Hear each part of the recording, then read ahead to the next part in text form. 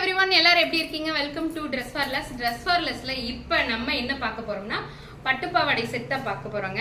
இங்க பாருங்க, பட்டு பாவாடை. இது எல்லாம் ஃபுல் அண்ட் ஃபுல் காஞ்சி சில்க்குங்க. உள்ள காப்பர் ஜெரியில கொடுத்துருக்காங்க. தொட்டு பாத்தீங்கன்னா அதோட வீவிங் உங்களுக்கு தெரியுது. பார்டர் பாருங்க, எவ்வளோ நீளம் பார்டர் கொடுத்துருக்காங்க. முட்டியில இருந்தே நமக்கு பார்டர் வந்துருங்க.